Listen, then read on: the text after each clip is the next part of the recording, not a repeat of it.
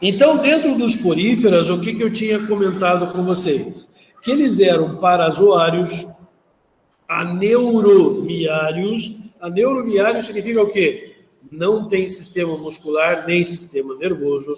Tínhamos falado para vocês que eles têm o quê? Geralmente simetria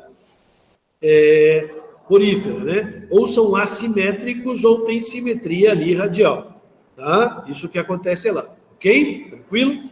Falamos para vocês que eles têm uma célula especial, que é a célula que vocês estão vendo lá, né? O coanócito, que é aquela célulazinha com colar que acaba tendo um flagelozinho e capta o alimento, filtração. Embaixo dele, nós temos uma célula chamada amebócito. Se vocês olharem lá no desenho, nos amebócitos, vocês vão ver que é uma célula sem forma e que leva alimento de um lado para o outro. Tá?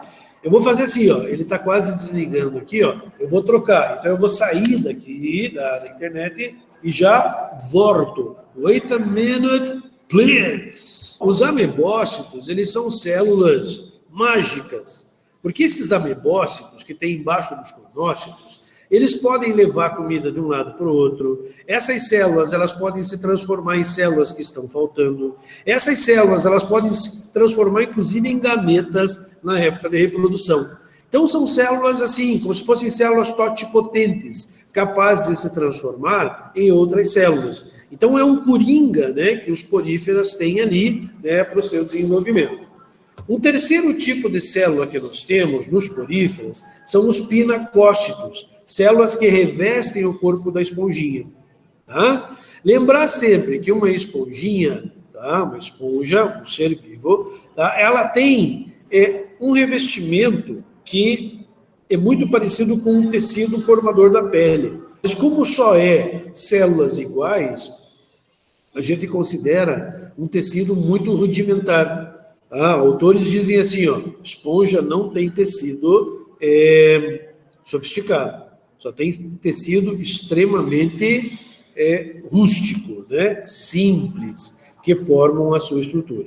Alguns autores afirmam que elas nem têm tecido. Isso vai depender muito do autor aí em questão, né, que vocês olharem, ok? São seres filtradores, a gente já sabe, né, existe algumas espículas, que são células também, então espinhos, né, dentro da esponjinha, revestidas por uma membrana plasmática, porque são células. E aí é que vem a classificação das esponjas, ela é baseada nessas espículas. Então, existem espículas de sílica, que é da onde se extrai a substância para fazer o vidro, né, a própria sílica, então é duro, rígido e corta, tá? Nós temos espículas, de carbonato de cálcio, CaCO3, que são areia, né? Então não dá para usar também como esponja de banho, porque você vai se arranhar tudo com ela. E existe um terceiro tipo que não tem nem sílica, nem carbonato de cálcio, mas tem uma rede de espongina, que é uma proteína flexível. Essa forma a esponjinha de banho. Tá? Então, por isso, antigamente, se usava a esponja do mar, né, como esponja de banho, antes do advento do plástico. Vocês podem perguntar isso para o Tite, né? Lá da época dele, não tinha plástico ainda, petróleo não tinha sido descoberto, né? Não, mentira. Tá? Mas a esponjinha, ela era flexível, por isso usada como esponja de banho. Lembrar que existem 3 tipos anatômicos: ascon, sicon e leucon. O ascon, o sicon e o leucon, eles dependem de onde existem os coanócitos. Quando os coanócitos estão naquele átrio ou espongiocele, ela é do tipo ascon. Quando elas estão dentro do corpo da esponjinha, da parede do corpo, em tubinhos simples, é do tipo sicon. Quando, por exemplo, elas têm uma câmara vibrátil, então ela tem os caninhos, uma câmarazinha onde os coanócitos estão e vibram, ela é chamada leucon. Então, ascon, sicon e leucon não é classificação. Não é assim, as esponjas são classificadas em ascon, sicon e leucon. Errado. Ascon, sicon e leucon são 3 tipos anatômicos. Então, essas eram as esponjinhas. Não temos muito o que falar nelas, elas são extremamente simples. Aí, na mesma aula, na página 383, vocês têm lá os quinidários, um pouquinho mais sofisticado. Os quinidários já têm um sistema digestório, né, uma cavidade digestória, melhor dizendo, que os poríferas não têm. Porífera é filtrador. A água entra pelo poro, vai para o átrio, sai pelo ósculo lá em cima. Os quinidários não. O quinidário tem uma entradazinha que é o intestino primitivo, é uma evolução. Esse ser já é mais sofisticado, ele pode se alimentar de partículas grandes porque ele tem uma cavidade capaz de digeri-las. As esponjas não têm, elas são só filtradoras. Então, os quinidários, ele tem a forma de pólipo, a forma de medusa. Pólipo é fixo no chão, né? Medusa é a água-viva, aquela livre natante, que consegue se deslocar no ambiente. Tá? Mas, professor, os quinidários têm uma forma, duas formas? Depende da espécie. Ele pode ter a forma de pólipo e depois passar para de medusa, que vai formar o pólipo de novo. A gente chama de alternância de geração. É uma das características dos quinidários. A forma de pólipo, aquela fixa ao substrato, ela vai sofrer divisões, cada divisãozinha se transforma numa água-viva, numa medusa. A medusa se reproduz sexuadamente, vai produzir gametas. Dos gametas nasce uma larvinha, a larvinha vai até o chão, fixa-se e nasce ali um pólipo, que vai se dividir assexuadamente, formando medusas e assim consecutivamente. Uma outra característica que os quinidários têm são as chamadas células urticantes, as células de veneno, que são chamados de quinidócitos. Os quinidócitos é a célula de veneno. Dentro dela existe o quinidoblasto, né? O nematocisto, que é a bolsinha de veneno. E dentro desse nematocisto ainda existe um cílio que, quando acionado, dispara essa célulazinha de veneno. Ela tem milhares delas. Quando a gente encosta numa água viva, não é uma célula que queima a gente. São milhares que disparam, liberando a actinocongestina. Essa actinocongestina, em contato com a pele, queima, ocasionando, então, machucados. Lembra que existem os cubozoides, que são quinidários mortais. Se você tocar num cubozoide, chamado de vespa do mar, né, ela é incurável, o veneno dela não tem antídoto. Então, o indivíduo morre, na maioria das vezes, por falência renal, falência do fígado, tudo isso acontecendo porque não existe antídoto. Tanto que no Caribe, onde a vespa do mar aparece, quando ela aparece nas praias, as praias são fechadas. Lembra, eu comentei que vocês assistam o filme Sete Vidas. O filme Sete Vidas, tá? O Will Smith, que é o protagonista, tem 2 cubozoides num aquário. Então você vai ver elas lá, tá? O filme é bem legal para você ver. Tranquilo isso? Depois disso, vocês têm o filo dos plateumintos na sequência ali da apostila, né? Os plateumintos são vermes achatados dorso-ventralmente, tá? Esses vermes achatados dorso-ventralmente, eles são vermes que podem ou não ocasionar doença nos seres humanos. Então, ali na página 389, ali antes você tem alguns conceitos que vocês já sabem do ano passado, né? Está ali explicadinho, não tem maiores explicações, né? É só ler ali, se tiverem alguma dúvida a respeito de conceito.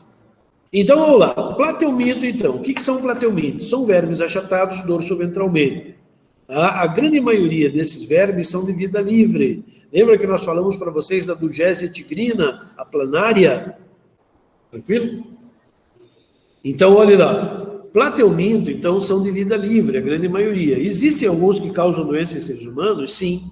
Mas a grande maioria deles é de vida livre. Ali na apostila, inclusive, você vê, né?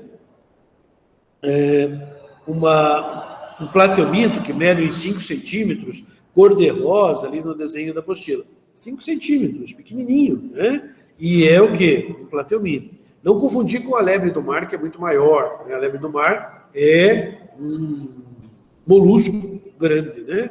Parente, bom, quando chegar lá a gente fala, mas é um molusco. Esse aqui não, esse aqui é um platelminto. Desse ser.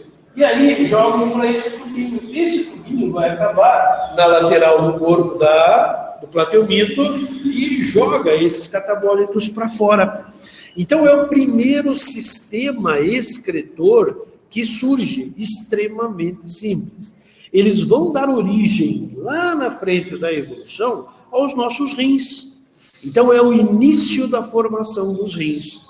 Então, solenócitos ou células flama, como é o nome que elas têm, solenócitos ou células flamas, é característica de platelminto. Só eles têm. Falou nessas células, pode marcar com certeza que é um platelminto. Bom, platelmintos de o que nos interessa, que causam doença, vocês têm dois ali. Vocês têm o da letra C. O da letra C é a tênia. E lembrando que nós temos duas tênias, a tênia solium e a tênia sarginata. A tênia solium da carne do porco, a tênia sarginata das flama, assim mesmo. Tá? Célula tracinho flama. Então, a tênia solium do porco, a sarginata da vaca. Tá? Então, essas são as tênias que tem, né, no ser humano e que tem origem na carne mal passada desses seres. Como é que eu pego essa doença? Comendo, então, a larvinha, que é microscópica, né, chamada oncosfera, e está lá na carninha. Quando eu passo uma carne mal passada, eu posso estar ingerindo essa larva. Essa larva vai descer até o intestino e lá ela vai ficar adulta, podendo chegar até 12 metros de comprimento, tá? Ou mais. Então, um verme muito grande. E aí, ele é cheio de proglótis, ele é cheio de anéisinhos. Cada anelzinho tem um aparelho reprodutor masculino e feminino. Esse aparelho reprodutor masculino e feminino pode se fecundar, formando, então, ovinhos. Esses travesseirinhos se soltam dela, tem 12 metros, né? Então alguns se soltam, e lá na parte da frente, alguns começam a ser formados de novo e saem com as fezes. Esses proglotes, esses travesseirinhos cheios de ovinhos, caem no pasto. Se, por exemplo, um ser humano, né, fizer cocôzinho atrás da moita. Aí o que acontece? Os ovos eclodem, ou melhor, os ovos aderem aos vegetais, as fezes se decompõem e um dia uma vaquinha passando lá, ou um porquinho, dependendo da tênia, vai comer aquele capim e os ovinhos dentro dela, e isso pode durar meses e meses, né? Os ovinhos dentro do porco e da vaca vão se abrir, né? E vão produzir uma larva que vai sair do intestino e vai migrar para a musculatura do porco e da vaca. Essa larvinha no porco, na musculatura do porco e da vaca, é que vai infectar o ser humano. No animal, no porco e na vaca, a doença é conhecida com o nome de cisticercose. Já no homem que tem um verme adulto, a tênia é chamada de teníase. Então, ser humano, o normal é ter a teníase. No porco e na vaca, cisticercose. Mas pode acontecer do homem fazer o papel do porco, só no do porco, tá? Na tênia solium, sarginata não dá nada. Mas o ser humano pode comer o mato aonde tinha o ovinho e vai fazer o papel do porco. Isso vai ocasionar no ser humano uma doença chamada de cisticercose humana. Né? A cisticercose humana, essa larva, ela ao invés de ir para a musculatura do indivíduo, ela vai para o cérebro. E lá no cérebro, como ela não é uma larva nossa, mas sim do porco, ela morre. E lá no cérebro, ao morrer, ela começa a se decompor. E a substância química produzida pela decomposição da larva vai matando os neurônios em volta. Então, é uma doença que, dependendo de onde a larva foi, pode matar. Então, é uma doença bem temida, a cisticercose humana. Então, normal, teníase. No animal, cisticercose. Quando o homem faz o papel do porco, comendo os ovinhos, ele tem a cisticercose humana, que não é comum, mas pode acontecer. A outra doença que vocês têm do lado, a letrinha D, tá? É do esquistossoma mansoni. O esquistossoma mansoni, esse vermezinho que vocês estão vendo ali, né, é o responsável pela cite, ou barriga d'água, que é aquela que o indivíduo fica com o abdômen avolumado, né, porque esse intestino, ele é grandão, então dentro esse verme, dentro do nosso intestino, né, ele é grandão, e ele faz com que você tenha problemas hepáticos no fígado, retém água e comece a inchar no abdômen. Isso pode matar por falência hepática. E como é que eu pego essa doença? Você só pega essa doença se você molhar os pés na água que tem a larva. Então é assim, tudo começa com o ser humano infectado. O ser humano infectado tem o adulto, aquele que está no desenho ali. O macho é aquele que parece uma banana e a fêmea é aquela mais fininha no meio dele ali. Ele está abraçando a fêmea para fecundá-la. Então, um ser adulto, um homem adulto, tem os vermes adultos que botaram ovinhos. Ele vai lá e faz cocôzinho perto de um rio ou de um lago. Vem a chuva ou uma enchente e leva os cocôzinhos dele, né, para dentro da água, e aí esses ovinhos se abrem. Ao se abrirem esses ovinhos, eles vão liberar uma larva. Essa larva, ela não infecta o ser humano.